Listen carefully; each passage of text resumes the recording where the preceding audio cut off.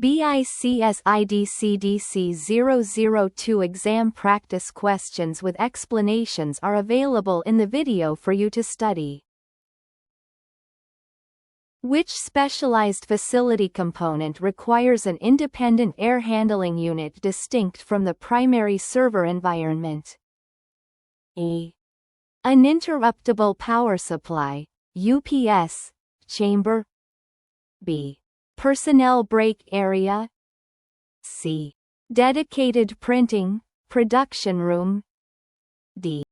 Secure document archive. The answer is C. Printing equipment generates specific heat loads, toner dust, and paper debris that can negatively impact the sensitive air quality and thermal stability of the main computer room. By implementing a dedicated air handling system for the printing room, facilities managers can maintain precise environmental controls for server hardware while isolating contaminants. This separation prevents office-related pollutants from circulating into the critical equipment zones. Such architectural isolation is a standard best practice for data center facility design to ensure overall site reliability. Ensuring independent environmental management for auxiliary support spaces is vital for protecting core IT infrastructure. According to standard data center design, what is the minimum recommended ceiling height for a primary telecommunications or IT equipment room? A. 8 feet. B. 9 feet. C. 10 feet. D. 12 feet. The answer is C.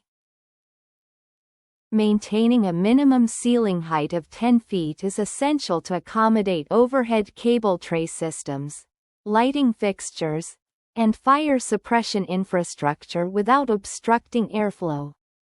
This clearance ensures that there is sufficient vertical space to manage complex cable runs and maintain necessary pathways for air circulation. Adequate headroom also facilitates the safe installation and maintenance of heavy-duty equipment racks. Standards suggest this height to avoid the cramped conditions that can lead to improper cable installation or cooling inefficiencies. Adhering to this vertical clearance requirement is a fundamental aspect of modern data center spatial planning. When designing the physical layout for power distribution units, PDUs, why is it considered a best practice to position them outside of the critical computer room space? A. It eliminates the need for redundant power circuiting. B. It provides a more cost-effective method for cabling. C. It moves maintenance tasks outside of the critical environment. D. It increases the total square footage available for server racks. The answer is C. Relocating power distribution hardware such as PDUs to a dedicated service gallery outside the computer room allows maintenance personnel to perform repairs without entering the sensitive white space. This isolation minimizes the risk of accidental equipment damage, physical security breaches, or unauthorized access during routine service activities. Furthermore, keeping heat-producing electrical equipment outside the main room helps improve the overall thermal efficiency and cooling effectiveness of the facility. This design strategy supports higher operational availability by reducing the frequency of technician foot traffic in high-density areas. Consequently, separating power infrastructure from the core IT environment is a recognized strategy for enhancing site management. For a standard Class F2 data center, what is the generally required duration for on-site fuel supply availability? A. 12 hours. B. 18 hours. C. 24 hours. D. 48 hours. The answer is C. Data center facility classes often dictate the level of resiliency required for backup power systems during utility outages. A Class F2 data center design typically specifies that the facility must maintain enough on-site fuel to support operations for a 24-hour period. This fuel reserve ensures that the site can bridge the gap during extended electrical interruptions while maintaining high availability for business-critical applications. Designers calculate the required volume based on the total load of the mechanical and IT equipment running during generator operation. Meeting these fuel capacity standards is a mandatory prerequisite for achieving the desired facility reliability rating. Which of the following describes the preferred orientation and location for a secured storage area within a data center facility? A. Adjacent to the non-secured main facility entrance. B. Positioned adjacent to a secured loading dock area. C. Inside the main server room for immediate hardware access. D. Integrated within the office administration wing.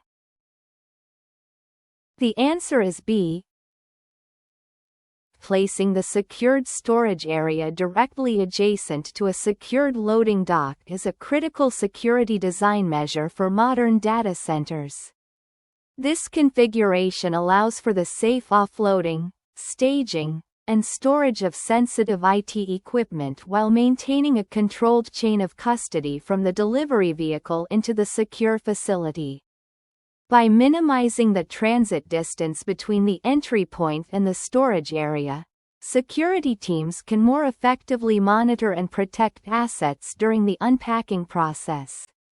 This layout also ensures that logistics activities do not interfere with the climate-controlled or security-restricted zones of the white space.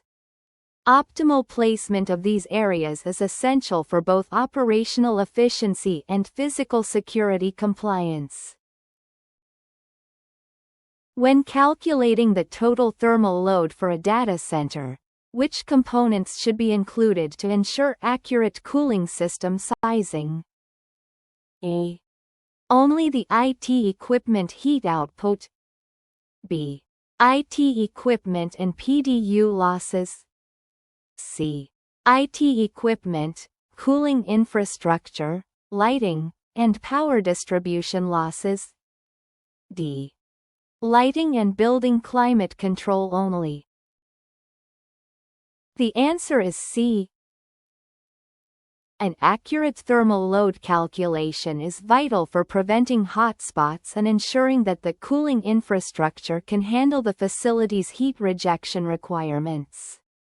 The calculation must account for the heat emitted by the primary IT equipment, as well as heat generated by power distribution units, PDUs, lighting systems, and the cooling systems themselves.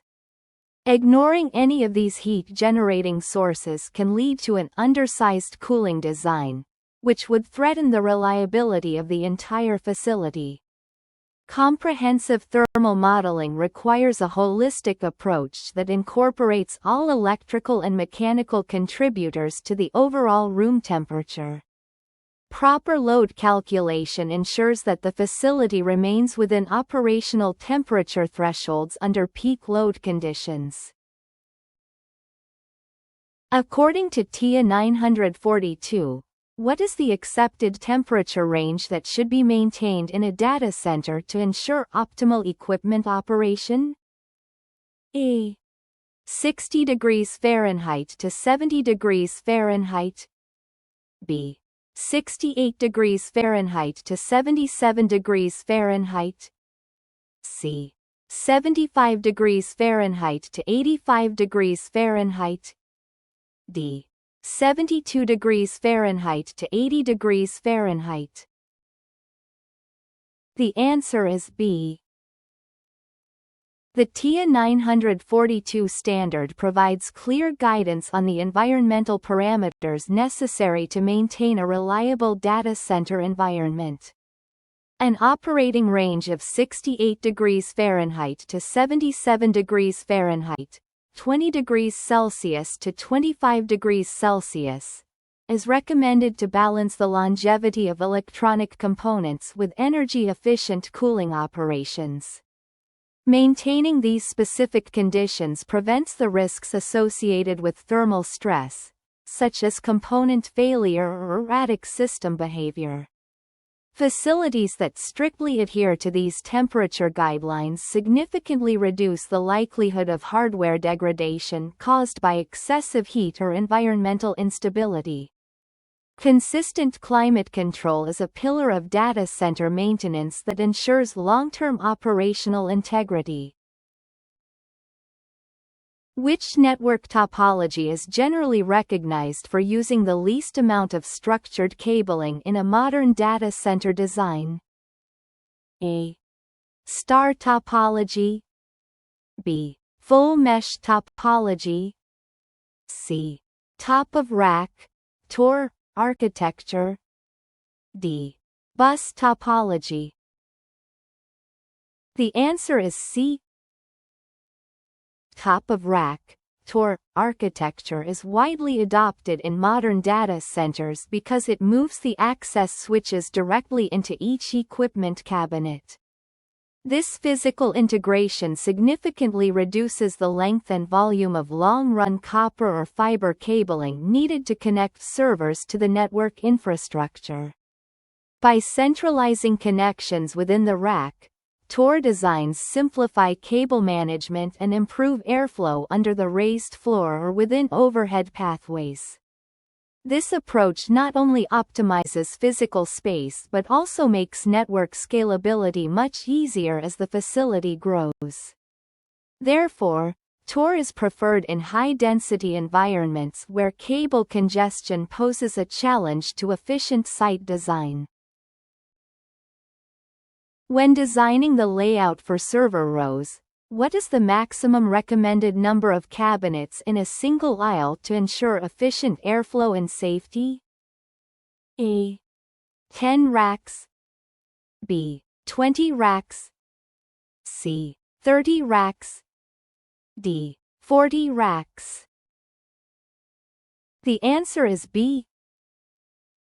Limiting row length to a maximum of 20 racks is a standard design guideline to manage the accumulation of heat and to facilitate easier technician navigation.